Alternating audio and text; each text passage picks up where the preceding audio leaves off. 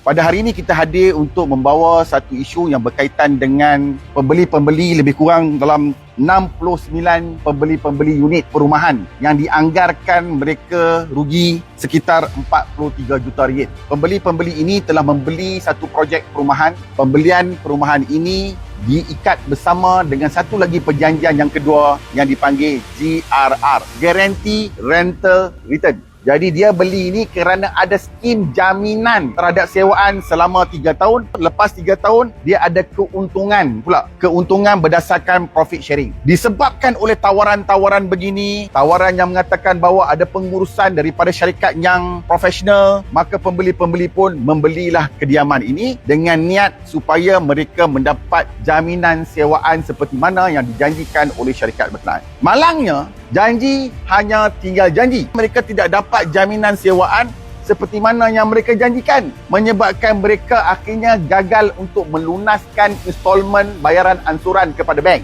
Bayangkan tuan-tuan, dia bayar installment bulanan. Rumah tu dia tak ada kawalan. Rumah tu dipakai oleh orang lain.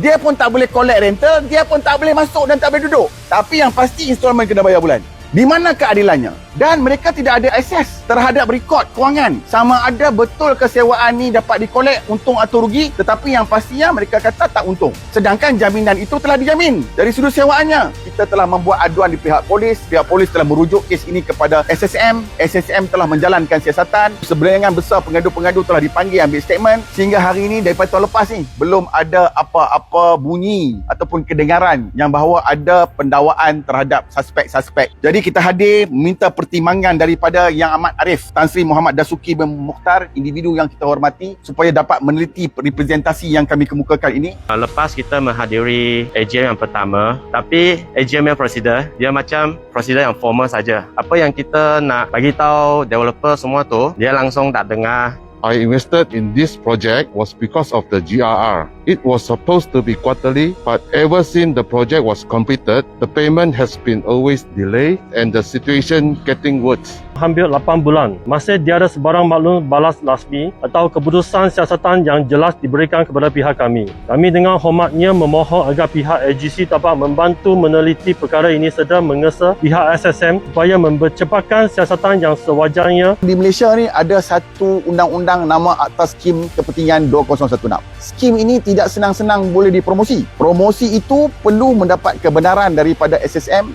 kerana dia merupakan satu tawaran awam berkaitan skim. Seharusnya dalam skim-skim begini, individu atau syarikat yang menawarkan skim ni perlu meletak satu pemegang amanah macam amanah raya ke untuk memastikan ketulusan. Jadi sekarang ni siapa yang ada akses, sama ada sewa ke tak ada sewa. Jadi ini yang menjadi isunya.